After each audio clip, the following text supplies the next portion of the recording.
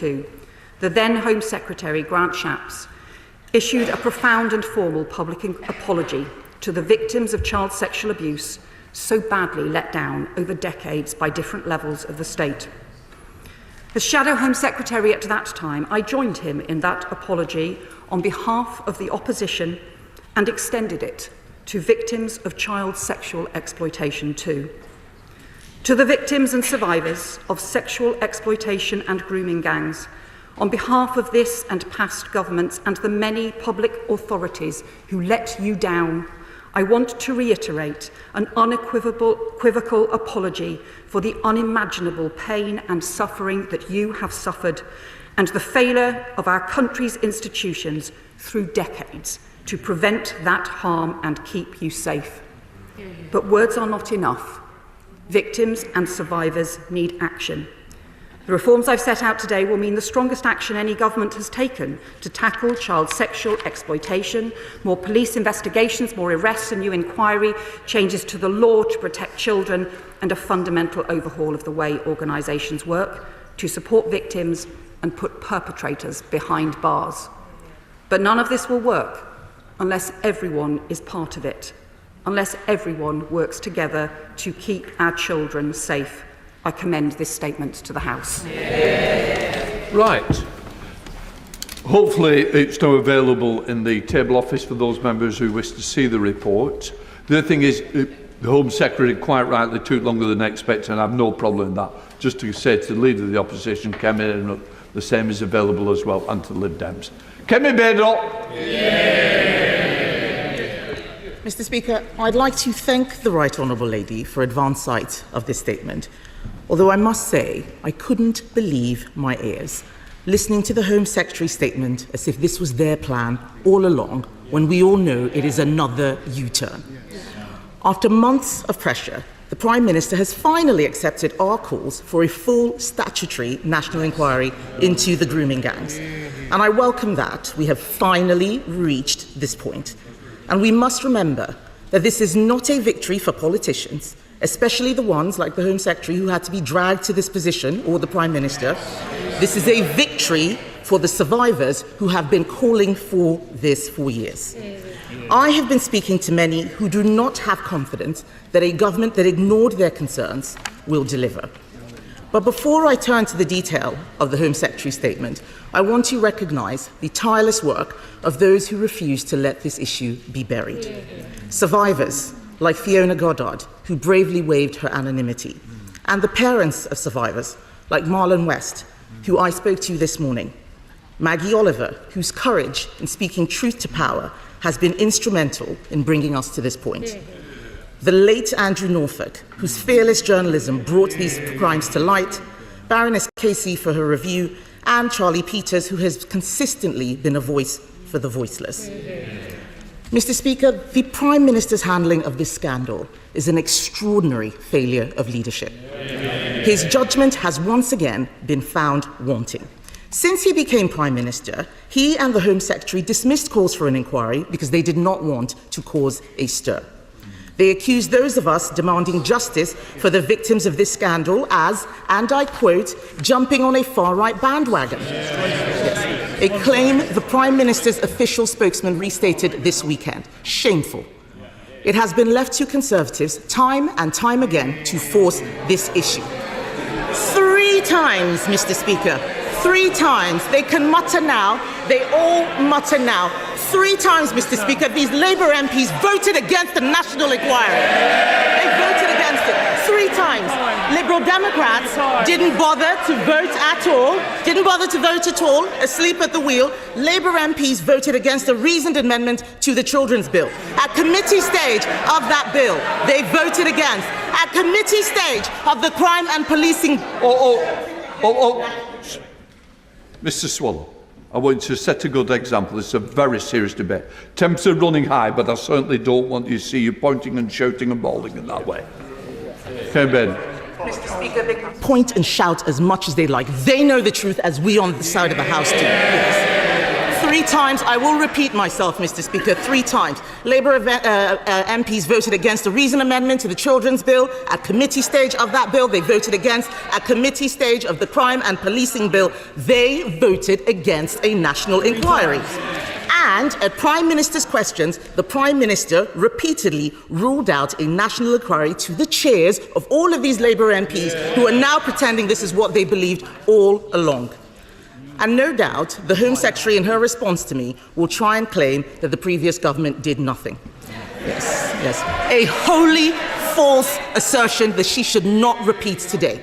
The Conservative government took extensive action, starting with the original J report, commissioned in 2014 by the then Home Secretary Theresa May. A year later, she commissioned the independent investigation into child sexual abuse, and Sajid Javid commissioned ethnicity data collection in 2018. So it is wrong, as the Home Secretary said, to claim that ethnicity data collection had not been done, and I will remind her that the Foreign Secretary criticised Sajid Javid at the time, said he was bringing the Office of Home Secretary into disrepute, and said he was pandering to the far right for doing exactly what she says she's doing now. They should be ashamed of themselves. We accepted all the recommendations of that previous child sexual inquiry of 2022, except the one to have a new cabinet minister, which would not have made any difference at all to the victims of this scandal. The Home Secretary claimed that the recommendations sat on the shelf. Let me be clear, Mr. Speaker. We went further than those recommendations. It was the Conservatives who established the Grooming Gangs Task Force, which supported police forces to make 807 arrests for group-based child sexual exploitation last year. So don't tell me we did nothing. It is vital, Mr. Speaker, that this inquiry is robust, swift, and above all, independent. There are legitimate concerns about institutions investigating themselves, especially as some of the most egregious cases of institutional failure occurred in Labour-controlled authorities. They can moan as much as they like, Mr. Speaker, but the people out there believe that is why nothing has happened yet. In Greater Manchester, Operation Augusta was prematurely shut down. In Rotherham, under continuous Labour control since 1974, we saw repeated failures. In Telford, where Labour has predominantly held power, the current MP initially rejected calls for an inquiry while serving as council leader. This inquiry must have teeth. It must start with known hotspots like Bradford and Rochdale, and I commend my honourable friend, the member for Keighley, for his persistent advocacy of this issue. We need clear commitments, Mr. Speaker. For example, will the inquiry examine the role of ethnicity in these crimes, confronting hard truths about potential cover-ups motivated by fears of appearing racist? There's no point then muttering. The Home Secretary said it herself. I spoke to the father of a survivor just this morning, and he told me the survivors need to have someone who is independent that they can go to and trust. It is no use them being forced to speak to the same authorities who ignored them in the first place. So will this inquiry ensure that no one, whether police officers, councillors or council officials, is beyond scrutiny? The government's approach to the Casey review itself raises serious concerns. While the review's findings are crucial, we as legislators are sent here to make decisions, not to outsource the difficult ones. The Prime Minister has waited months for someone to take this decision for him. This is the kind of dithering and delay that the survivors complained about. Mr. Speaker, we need answers to the following questions. The House deserves to know what changed the Prime Minister's mind from thinking this was dog whistle far-right politics to something he must do. When exactly did Baroness Casey submit her findings to Downing Street, and did the government request any changes to her report? Does she agree that anyone in authority who deliberately covered up these disgusting crimes should be prosecuted for misconduct in public office, and those prosecutions should happen alongside, not after, the inquiry? Because we believe that anyone in the police, local authorities, social services, or even the CPS who covered this up because they cared more about so-called community relations than about protecting vulnerable girls as young as 10 years old should be pursued. And we welcome her comments about perpetrators not being able to make asylum claims. I will remind the Home Secretary that we put forward an amendment in the Borders Bill, and she and all her colleagues voted against that very measure. So does she now agree that perpetrators should also not be able to make human rights claims to avoid deportation, and will she legislate to do that? Will the inquiry be concluded within 2 years, and will every one of the 50 towns affected be covered, including Bradford, which is still refusing to conduct an inquiry into this? And will those local inquiries have the power to summon witnesses, or is that power only for the national inquiry? And most critically, we need a clear timeline for conclusions and actions. The victims cannot wait another decade for justice. We should be able to do this in 2 years. And finally, Mr. Speaker, we didn't need to commission a report to tell us what we already knew. So will she apologise on behalf of herself, the Labour Party and the Prime Minister for wasting so much time and voting against this, dismissing the concerns of the survivors? The House, the British public, and most importantly, the many brave survivors deserve clear answers from a government of dithering and delay. What was the answer you gave the survivors? I have to say to the Leader of the Opposition, I don't think she can have read this report and the seriousness of its conclusions, because it sets out a timeline of failure from 2009 to 2025. Repeated reports and recommendations that were not acted on child protection, on police investigations, on ethnicity data, on data sharing, on support for victims. For 14 of those 16 years, her party was in government, including years when she was the Minister for Children and Families, then the Minister for Equalities, covering race and ethnicity issues and violence against women and girls. And I didn't hear her raise any of these issues until January of this year. She will know the Prime Minister didn't just raise them, he acted on them, bringing the first prosecutions against grooming gangs, calling for action to address ethnicity issues in 2012. And she will know that the Safeguarding Minister and I have raised these issues repeatedly. She referred to the Professor Alexis J. independent inquiry into child sexual abuse. I called for and strongly supported that inquiry, and also on a cross-party basis. We wanted that inquiry to work and supported its conclusions. But her party did absolutely nothing to implement those conclusions.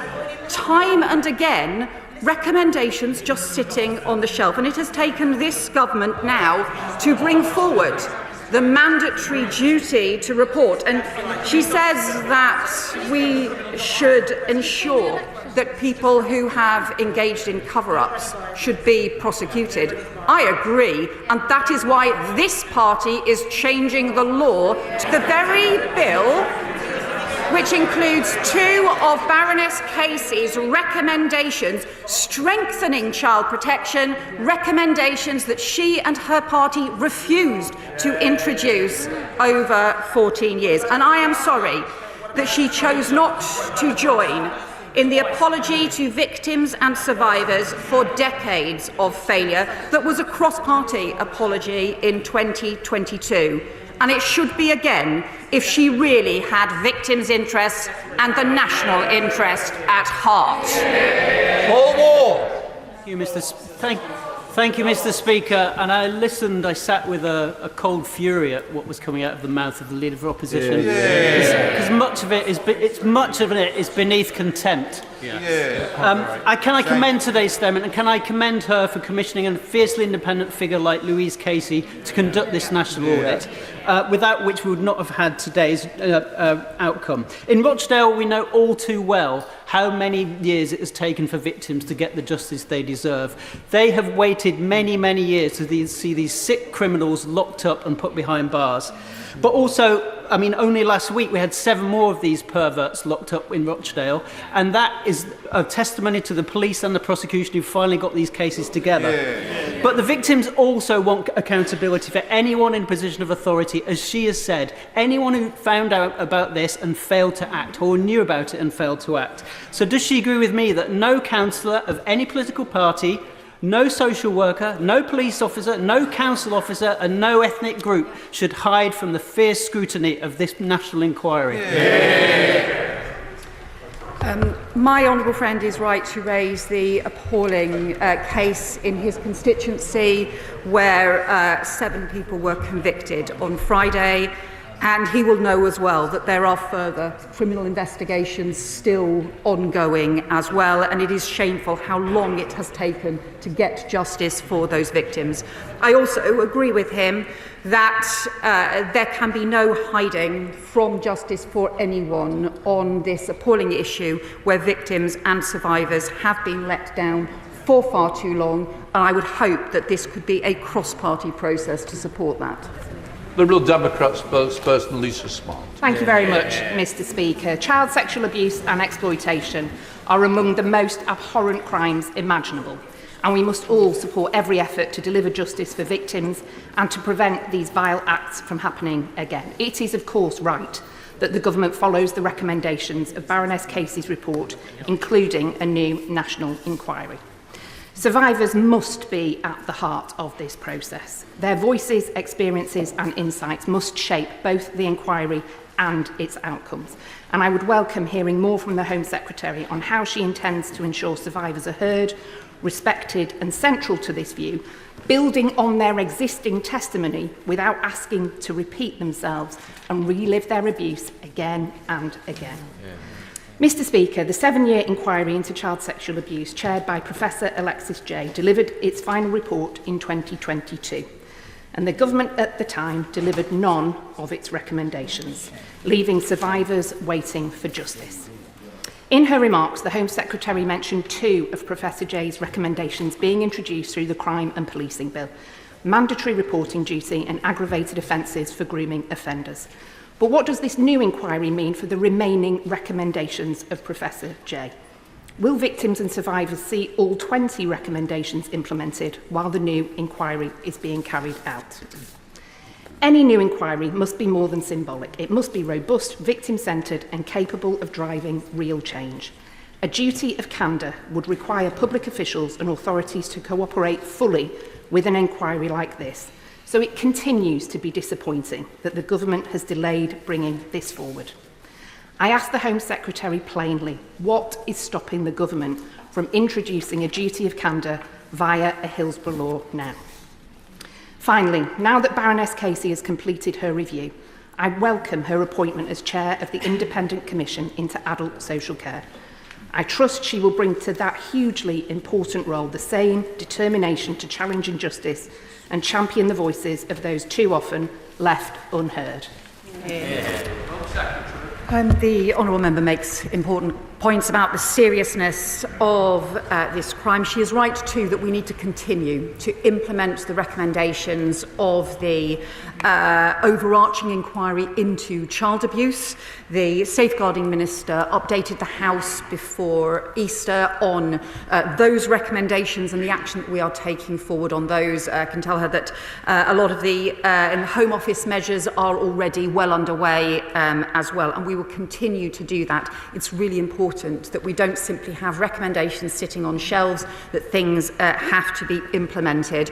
On the Hillsborough law, we are working at pace to get the details right and bring it before the House. She will understand that it needs to meet the expectations of the Hillsborough families as well as be right for the House too.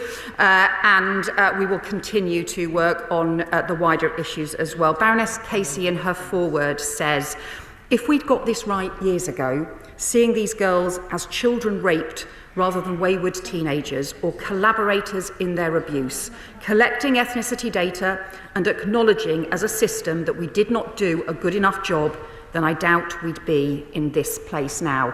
We lost a decade, we can't lose another one. Naz Shah. Thank you, Mr. Speaker. Can I first thank the Home Secretary for her statement and for her leadership and commitment to get a grip on this issue. As a Member of Parliament for one of the largest constituencies, Muslim and Pakistani heritage people, Muslims, I know the sheer anger and condemnation that the vast majority of them share, like all Britons, against those that commit these vile actions and vile sexual abuse. This is not only backed by recent polling by Opinion that shows Muslims are deeply concerned, majority of them, about grooming gangs, but by sermons in mosques, letters from leading figures, demonstrations on the streets, and so much more, often not given the media coverage that they deserve. I am pleased to see the National Crime Agency will be involved in the future inquiries, and let me reiterate in this House that British Muslims stand on the side of victims and support the full force of the law against all perpetrators of abuse. But would the Home Secretary agree with me that those that display selective outrage or fan the flames to blame entire communities do nothing to protect innocent victims or further the cause of victims? Can I welcome my honourable friend's points that she makes about the anger in her community, the anger across British Muslim communities towards the grooming gangs, towards the rape of children, towards these appalling crimes, and the work that she has long called for, including stronger action from the police to be able to go after perpetrators and bring them to justice. She is right that this is shared right across communities, is the horror at crimes committed against children and particularly against young girls. It is in the interests of those children and of those victim survivors that we have reforms now. The First Select Committee, Karen Bradley. Thank you very much, Mr. Speaker. Can I thank the Home Secretary for her statement and for early sight of it. I'm pleased also that Baroness Casey has agreed to come before the committee tomorrow to set out her report more clearly to us. I am concerned about the potential for inquiries trying to get to the truth, potentially prejudicing criminal trials. So could she set out how she envisages the two things running alongside each other, an inquiry and criminal prosecutions? Can I welcome that question from the Select Committee Chair, and I am glad that Baroness Casey will have the opportunity to set out more details of her findings. As the Chair will know, the Baroness Casey has huge expertise and determination and will be forthright in giving the evidence that she has drawn together.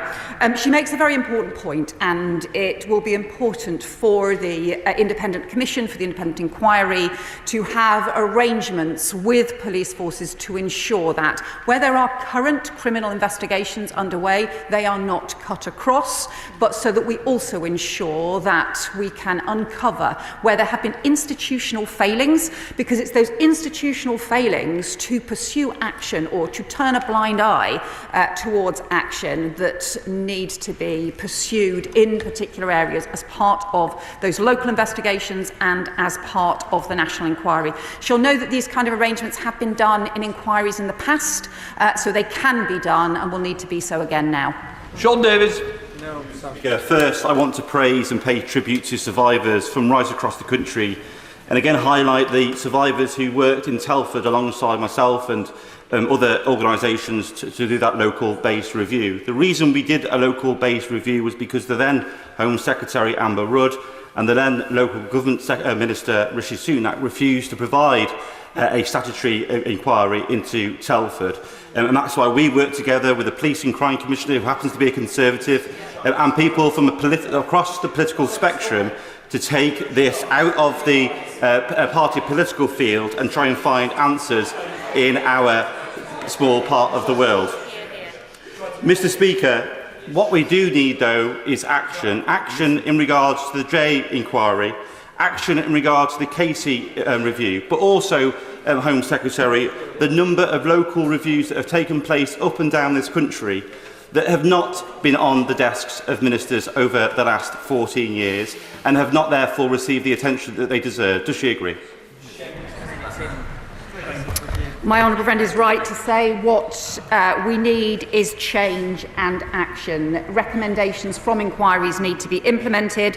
The Telford inquiry that took place had as part of its strength was that it involved victims and survivors at the very heart of the inquiry, and also had serious plans to ensure that the recommendations were then taken forward and implemented, and had ways in which to follow up to make sure that those recommendations were implemented.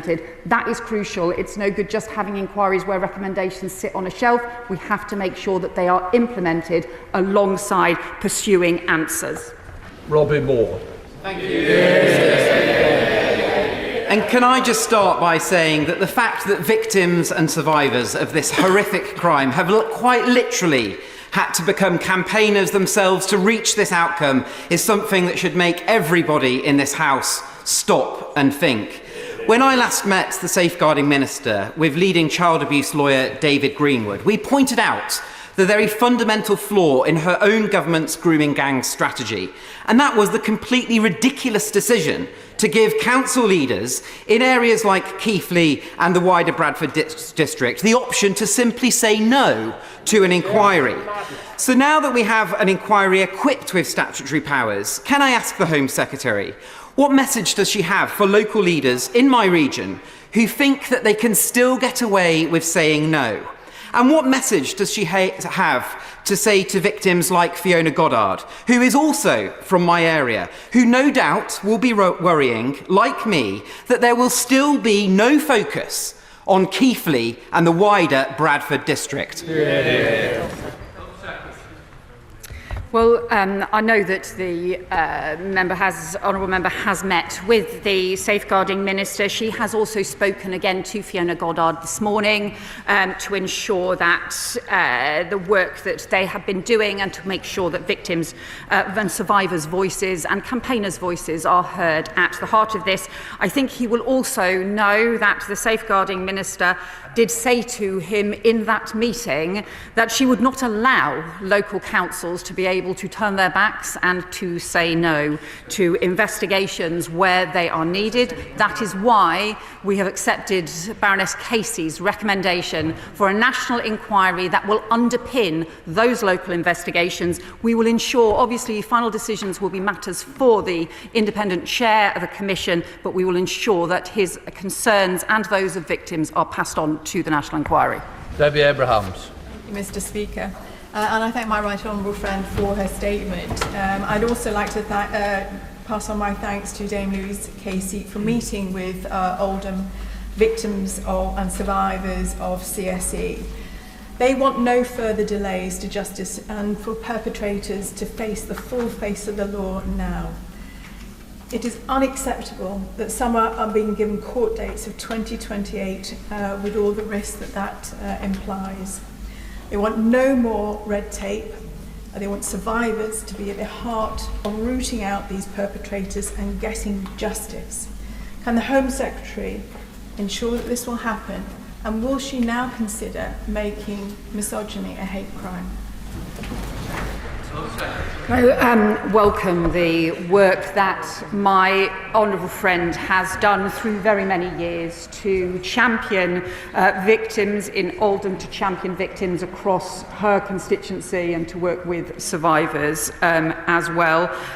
She is right to point to the terrible delays in the justice system. She will know that the Lord Chancellor is taking forward reforms to look at how the huge backlog, particularly in Crown Court cases, can be dealt with, because justice delayed is justice denied, and already so many of the survivors have waited far too long for justice. I can assure her that those concerns are very much uppermost in the Lord Chancellor's mind. Pritchard.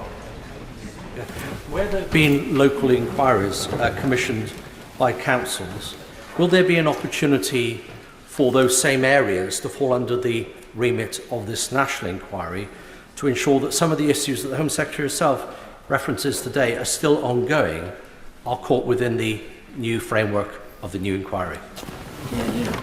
The question he raises is an important one, and ultimately the final decisions will need to be for the independent chair and the commission. That's what happens when we set it up as a national inquiry rather than a government process. But he was right. He will know that, for example, there have been concerns raised around investigations and inquiries that have taken place around Greater Manchester having final areas that they were not able to compel or to get to the bottom of. They have worked as a result with the Her Majesty's Inspectorate for Policing in order to be able to pursue the final stages of an investigation inquiry, and we did look at whether there were other powers either through local government acts or through in police inspection powers. However, the simplest way to address this is for it to be done through the national inquiry, and he will be able to make representations around his area, so will any other MPs be able to make representations on their area too. Pex. By welcoming this statement and the absolute determination of Baroness Casey and this government to hold the perpetrators to account and to hold to account those who may have been involved in cover-ups. One of the recommendations that comes through in the report is around the confusion between different agencies. A particular element around that is around taxi licensing and taxis from out-of-town areas. Yeah. And I know definitely from my own city of Peterborough, the challenge both to law-abiding, decent taxi drivers undercut by different licensing laws, but also law enforcement and the safety of passengers where we have plates from different areas. I note that's one of the recommendations. Can my right honourable friend give us more details of how we will move at speed to create a national level playing field so that passengers are safe and drivers have the support they need to keep everyone safe? Yeah. I welcome that point from my honourable friend, because he will know there are many local authorities across the country who have worked to ensure that they raise standards and checks in their licensing arrangements, particularly those in areas where there have been serious problems and where there have been criminal cases that have taken place. However, those checks and safeguards can end up being undermined by the licensing of taxis in other areas that do not have those checks. So we are looking to be able to take forward reforms to the law. The Transport Secretary is looking at exactly this issue to make sure we can find a way forward to close that loophole. Baron. Thank you, Mr. Speaker. As a survivor of child sexual abuse myself, I stand in solidarity with the many victims and survivors. The system has failed over many, many years. And I can say that the horror, the trauma, the guilt never leaves you, and I so hope that every survivor who is identified here receives the mental health support and otherwise that they deserve to help rebuild their lives. Survivors have witnessed very many promises, 20 recommendations, and the call of never again, time and again. What will the Home Secretary do, and how will she reassure them that this won't be another one of those examples? And can I just say, too, that I am really let down and disgusted that the Leader of the Opposition began her remarks with a party political assault on her opponents like this. Victims and survivors deserve more than a smug "I told you so" diatribe. Victims and survivors deserve action. Can I thank the honourable member for speaking out about his experience, and I do not underestimate how brave and how difficult it can be to do that, and he will be just giving all kinds of support to other victims and survivors simply by the fact that he has done so. He is right to raise the challenge about how do we ensure that recommendations are actually implemented. He will know that on the issue about therapeutic support, we do want to extend therapeutic support to victims and survivors, but we will start, as the Health Secretary is setting out, we will start by providing additional support and training for those who provide mental health support in our schools. Charlotte Nichols. Thank you, Mr. Speaker. At Manchester Minshall Crown Court last week, 7 men were convicted for sickening crimes as part of a grooming gang. One of their victims, girl A, who was abused by an excess of 50 men, was advised by police to make a claim for criminal injuries compensation, for which she would have received just £22,000. She did not make a claim, but this did not stop the defence from arguing that she made up accusations to bolster a claim for compensation. The government will be aware that I've raised on many occasions the inadequacies of the criminal injuries compensation framework for victims of sexual violence and exploitation, and will be aware of recommendations from the ICSA review and the Victims Commissioner on this. While no amount of money could be adequate to compensate victims like Girl A, we owe it to them to ensure they have the financial support required to rebuild their lives and do not have to choose between this and justice. How much longer will we all be waiting for this? Thank my honourable friend for raising this. The Safeguarding Minister takes this issue very seriously, and the way in which we cannot have issues around the criminal injuries compensation scheme being raised in court in a way that undermines the victims and survivors who have shown bravely that they are able to speak out about abuse that has haunted their lives for so long. We will look at this issue further. Richard Tice. Thank you, Mr. Speaker. I welcome this statement from the Home Secretary and that there will now be a national inquiry. Does the Home Secretary think that that will be finished within, let's say, 2 years for the British people? And given that she quite rightly apologised to the victims and survivors, will she now apologise on behalf of the Prime Minister who smeared and labelled those of us who called for a national inquiry? Yeah. Well, he raises the issue about the timescale for this, and in the discussions that we have had with Baroness Casey, and also recognising the many issues that people want to raise with an inquiry, we had expected that it might take around 3 years. Clearly, if the Commission is able to work faster than that, then people will clearly want answers as swiftly as possible. But final details about the timings will obviously need to be determined.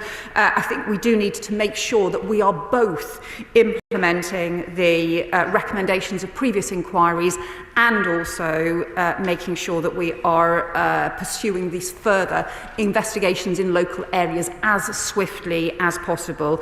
And I do reiterate in my statement earlier the recognition of the huge harm that has been done to victims and survivors through decades. And I would urge him to look at that section of Louise Casey's report with the 17 pages of failure year after year after year to follow through and to take action. And I do believe that victims and survivors are owed an apology for that failure over very many years. Lawrence Eshelome. Thank you, Mr. Speaker. Mr. Speaker, I think it's fair to say there are many issues in this House which we may disagree on, but an issue of this magnitude is something that should bring all of us as parliamentarians together to work to ensure we get justice for those victims. The Home Secretary has outlined the next phase of this, but if we're really honest with ourselves, for every victim who's come forward to share her horrific testimony, there are so many more girls up and down the country who have not come forward. So it's in their interest that we make sure we get this right as a country. The Home Secretary has outlined the issues around data and the lack of data gathering. One of the areas I've raised consistently is around criminal exploitation by gangs who sexually exploit young people and then use them to carry out their horrific county lines up and down the country. Does the Home Secretary agree that that collection of data must also lay with the Met Police forces, other chief police forces across the country and British Transport Police? My honourable friend is right that so many victims and survivors don't come forward, and we need to make it easier for people to do so and recognise the scale of the abuse that takes place. But I agree with her on this really important issue about the county lines and the interaction between criminal exploitation and sexual exploitation. Too often the county lines and criminal exploitation is seen as an issue involving teenage boys, but very often teenage girls are also drawn in, and very often that also means sexual exploitation as well. I don't believe enough investigation has been done yet into this particular pattern and form of child sexual abuse and exploitation. As we strengthen the law on criminal exploitation of children, we need to make sure that this issue is properly pursued, as she says, as part of the data gathering, but further research as well. Esther Macklin. Thank you, Mr. Speaker.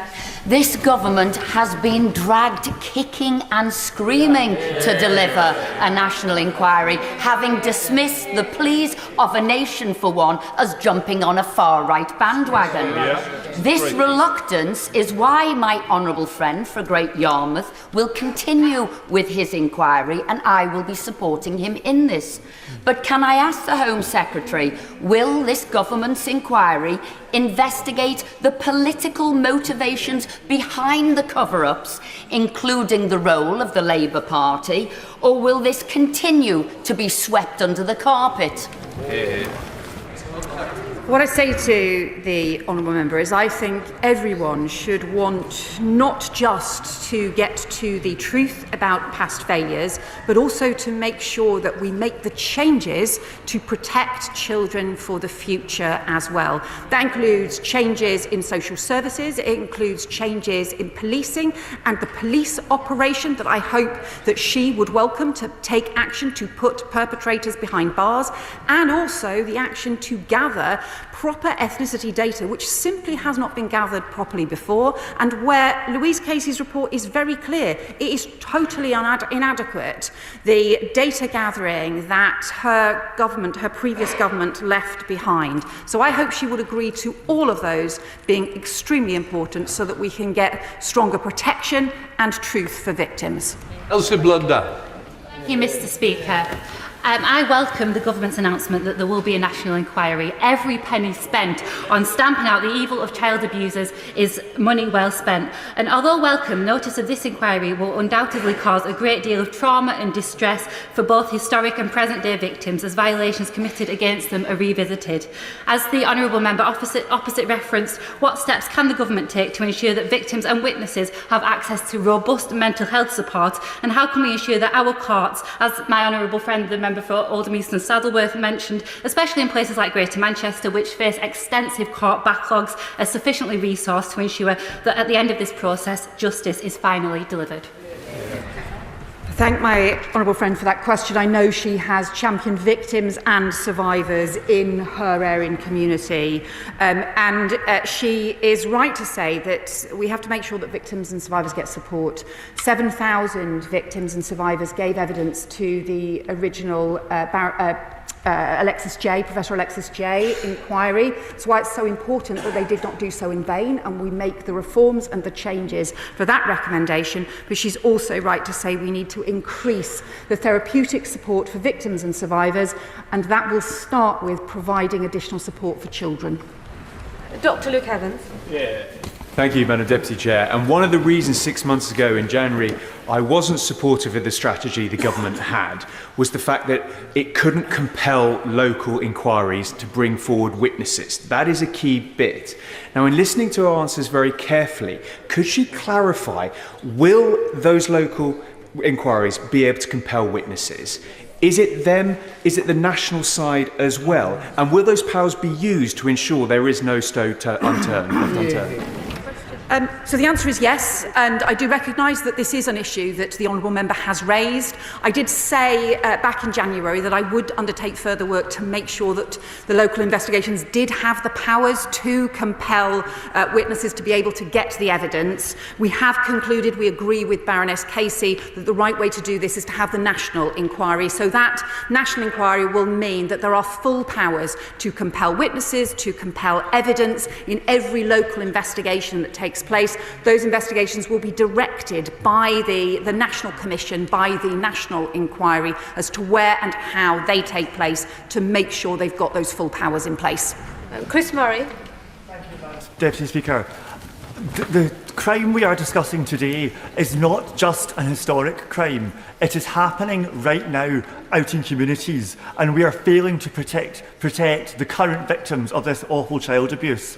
So I welcome the new inquiry, but my concern is delay. Inquiries, task forces and reviews where the conclusions have not been implemented. My concern is that this new inquiry will monopolise our attention and not the focus on protecting victims right now. So will the Home Secretary commit that this inquiry will not detract or divert resource from the recommendations we know need to be implemented. And will she also commit that the child trafficking devolved pilot, which we know has been working for 4 years, will be rolled out nationally to protect child victims? Yes, I can tell him that we are going to expand that, and also that we will not let up in the pace of implementing measures and recommendations. That includes the work the Education Secretary is doing already on mandatory reporting, mandatory sharing of data on children at risk, and also the unique identifiers, the work in the Crime and Policing Bill on mandatory reporting, but also, crucially, the police operation. So we have already increased the resources for the policing operations to be able to review closed cases. That is why we already have 800 cases identified for review. We expect that to rise very shortly to over 1,000 cases that were closed with no further action being taken, now being looked at again now, not waiting for the inquiry, but also taking action on them now in order to protect children. Blackman. Thank you, Madam Deputy Speaker. The Honourable Member for Sheffield South East and I are the sole members of the House that are still here that served on the Housing, Communities and Local Government Select Committee when we conducted the inquiries into Rotherham, both in November 2014 and March 2015. We heard from the victims then about the terrible abuse they'd suffered. We interviewed Dame Louise Casey at great length about her concerns about what was happening and what was being allowed to happen. And there's clearly something still going on, which is most prominent victims are young girls taken into care by local authorities from broken homes who've never experienced the love of a family. They then take a view that someone that gives them and expresses some form of love as being something they should like and enjoy. The reality is they're being ruthlessly exploited by individuals that should know better and are evil. The key here then is of concern is the lackadaisical approach that's been taken by many local authorities, social workers, the police and other bodies. And the concern that I have, and I'm sure other members have, and this is genuine, is that a local inquiry won't get those individuals who either turned a blind eye or actually participated in the abuse to actually give evidence. So will she ensure that those inquiries, witnesses called under oath, so that we can get to the bottom of this and make sure those people that turned a blind eye or connived are brought to justice as well as the perpetrators? So I can reassure him that the point of having the national inquiry is to ensure that where local institutions are being examined, there will be the powers from the Commission to be able to compel witnesses, to be able to take evidence under oath, to be able to gather information, papers and evidence as they so see fit in order to make sure that we can get to the heart of institutional failure. But he's also right to say that this really is about vile criminals knowing when teenage girls especially, but when young children are vulnerable to the most appalling exploitation and coercion, the playing with children's emotions and vulnerability to draw them in to what is ultimately violent crime and the most terrible abuse. This does raise questions, particularly about the fact that the number of child protection cases identified around sexual abuse has dropped by social services. We are very concerned about that. The Education Secretary is now investigating that, and also the failure to share data properly around the children who are at risk, the ones who are going missing. It's the evidence from, I think, the work that he did and the committee did 10 years ago about missing children, about children in care. It's all the same evidence now. We've got to be better at pursuing that evidence. Jodie Reid. Madam Deputy Speaker, I strongly welcome the Home Secretary's announcement for an inquiry and its commitment to survivors. And it's absolutely right that the inquiry focuses on the local areas where we know survivors have been failed by the authorities which were supposed to protect them. But it's also essential that we draw the lessons for the whole of the UK. Earlier this year, Professor Alexis Jay from Strathclyde University warned the Home Affairs Select Committee that Scotland is not immune immune to this kind of organised abuse that we've witnessed elsewhere in the UK, and Scotland's victims and survivors deserve the same assurances of accountability and robust safeguarding measures as anywhere else in the UK. So can I ask the Home Secretary if she will actively seek engagement from the Scottish Government and offer its support and advice to help ensure it also wholeheartedly implements the G recommendations effectively?